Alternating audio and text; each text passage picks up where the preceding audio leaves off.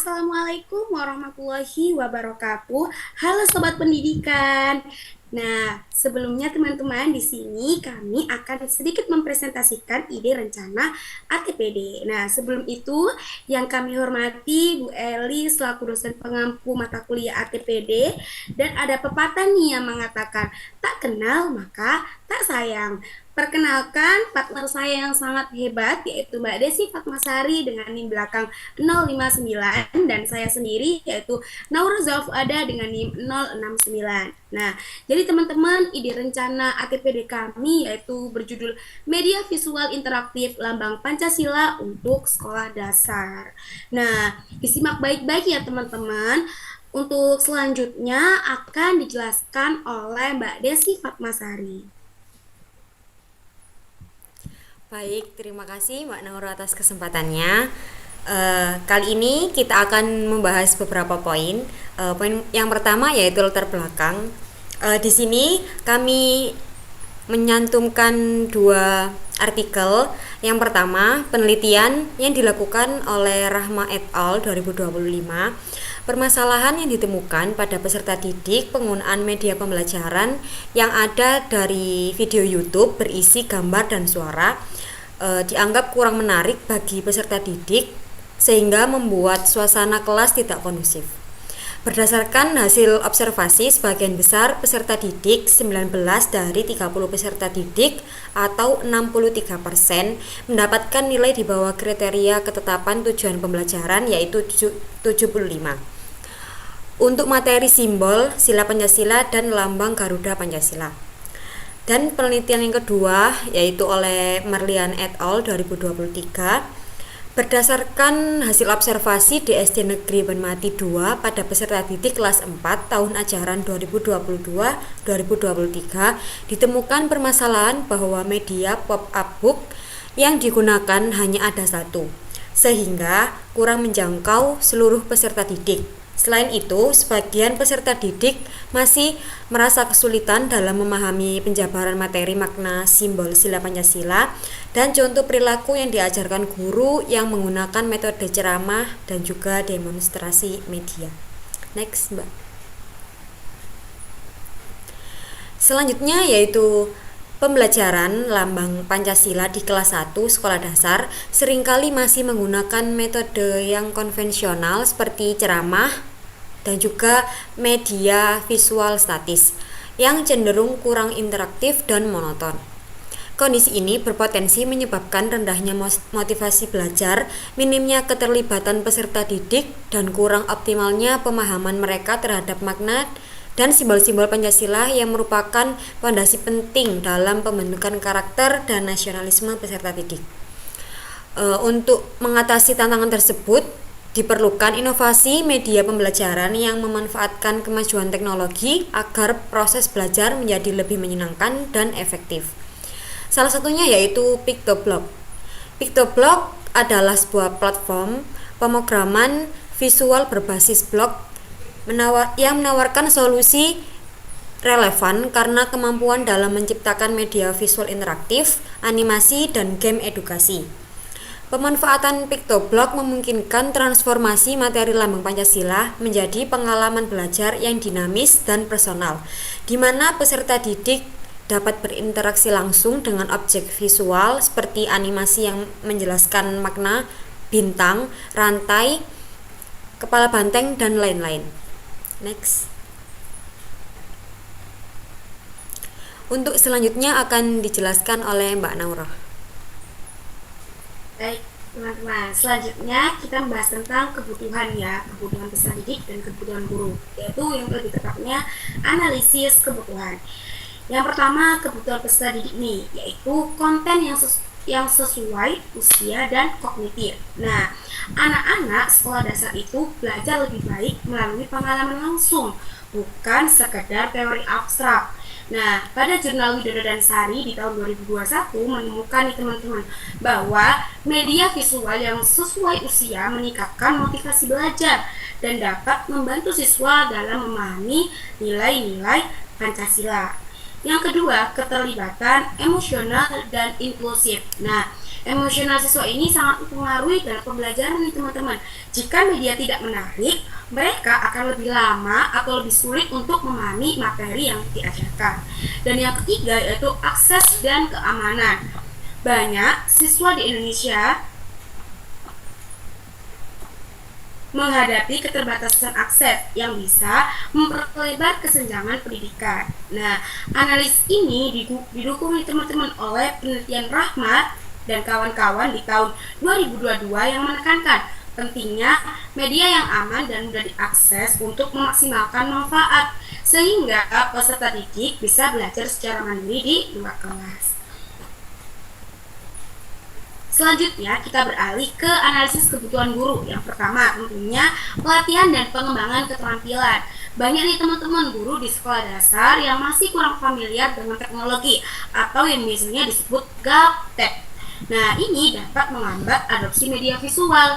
Menurut Jurnal Widodo dan Sari di tahun 2021, pelatihan ini dapat meningkatkan nih teman-teman efektivitas pengajaran hingga 45% karena guru yang terampil lebih percaya diri dalam menciptakan lingkungan belajar yang interaktif.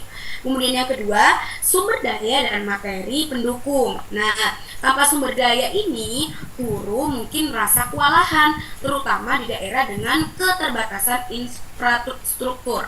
Apalagi di daerah yang pedesaan gitu ya teman-teman.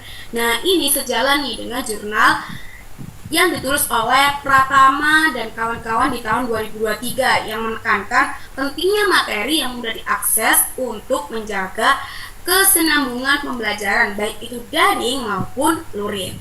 Yang ketiga yaitu evaluasi. Nah, evaluasi ini teman-teman penting nih untuk literasi konten, memastikan media visual ini sudah selaras dengan tujuan pembelajaran.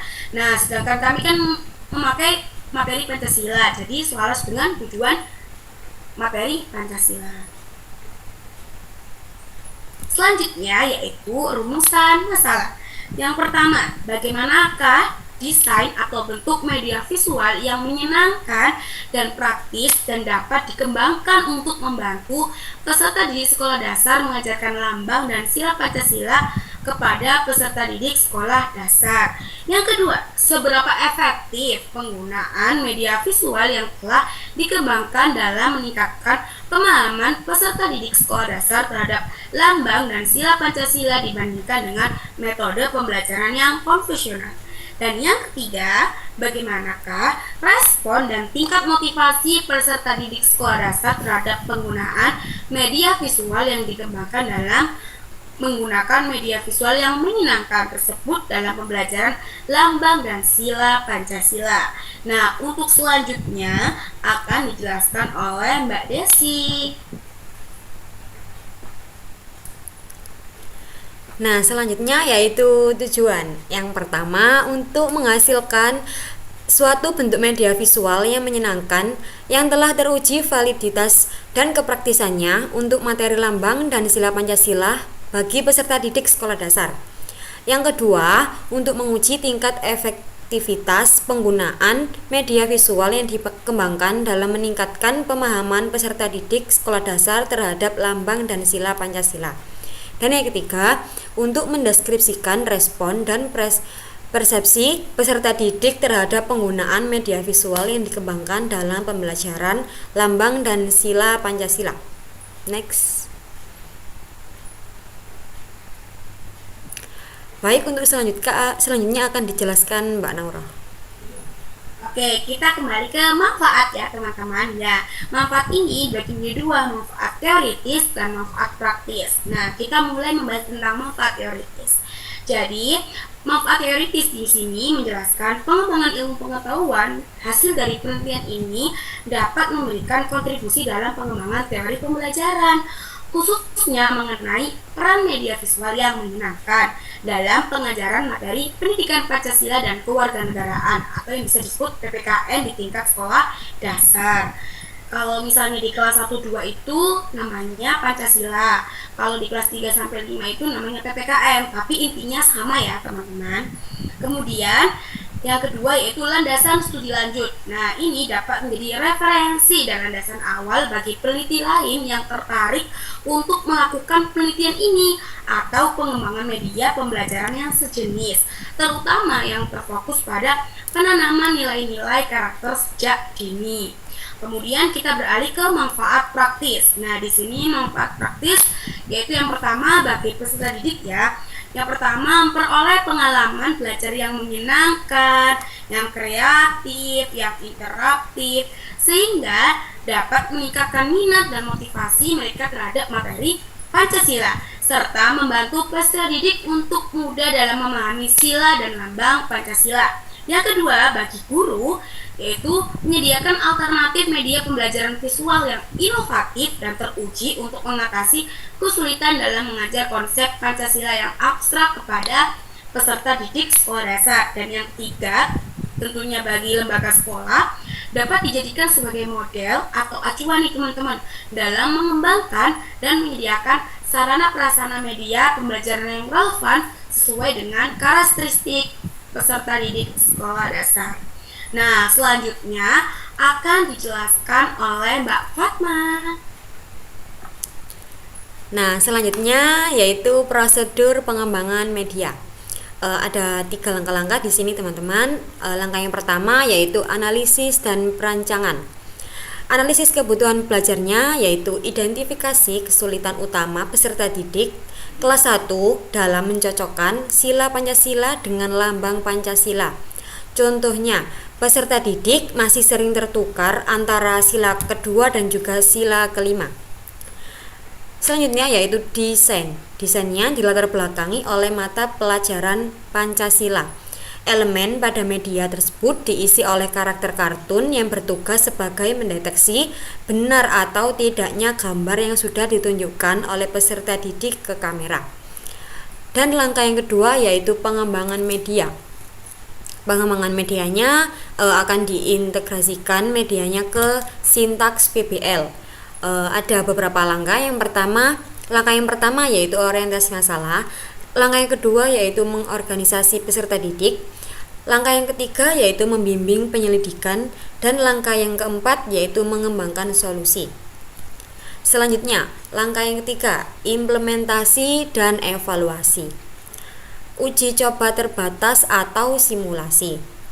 Yang pertama, lakukan uji coba penggunaan media dan skenario PBL pada individu peserta didik untuk melihat kelancaran penggunaan balok dan papan kerja. Selanjutnya, implementasi ke kelas. Yang pertama, gunakan media PictoBlock selama proses pembelajaran sesuai dengan sintaks PBL yang telah dirancang. Selanjutnya, guru akan mengamati cara peserta didik memahami penggunaan PictoBlock untuk memastikan pemahaman lambang sila Pancasila. Dan yang terakhir yaitu evaluasi. Evaluasi ini akan melihat dari keefektifan penggunaan media PictoBlock sendiri, teman-teman. Selanjutnya. Nah, ini selanjutnya akan dijelaskan oleh Mbak Nauro. Ya teman-teman, kita beralih ke CP dan TP. Yang pertama yaitu analisis materi capaian pembelajaran, di mana peserta didik itu mengenal bendera negara, lagu kebangsaan, simbol dan sila-sila Pancasila dalam lambang negara Garuda Pancasila, dan menerapkan nilai-nilai Pancasila di lingkungan keluarga serta mengenal para perumus Pancasila. Nah, untuk di tujuan pembelajarannya sendiri teman-teman, yaitu peserta didik dapat menunjukkan bendera negara, kemudian yang kedua peserta didik dapat menyanyikan lagu Indonesia Raya, dan yang ketiga peserta didik dapat menjelaskan lambang negara Pancasila, dan yang terakhir peserta didik dapat menjelaskan bunyi Pancasila dan simbolnya. Nah, di sini kita fokus ke A.13 di mana peserta didik dapat menjelaskan lambang negara Pancasila. Selanjutnya akan dijelaskan oleh Mbak Fatma. Nah, teman-teman, selanjutnya yaitu analisis produk media. Nama media yang kita gunakan yaitu PictoBlock. Mekanismenya interaktif atau gamifikasi.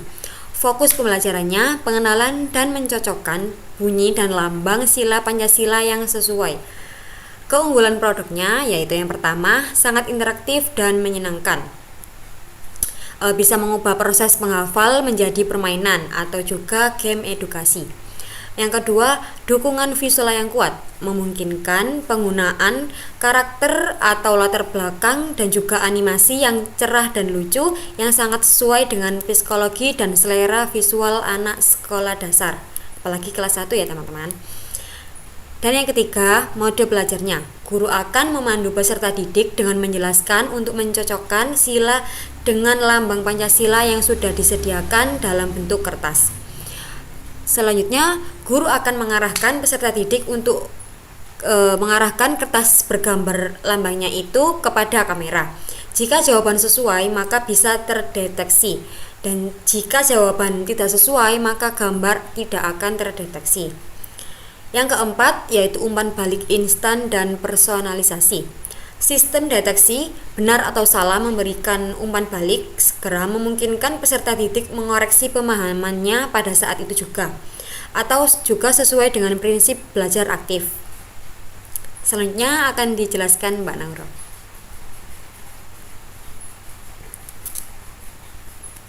Oke, selanjutnya kita belajar tentang prosedur pembelajaran sila Pancasila dengan media visual. Yang pertama, karena kita menggunakan sintaks PBL ya, project based learning ya teman-teman.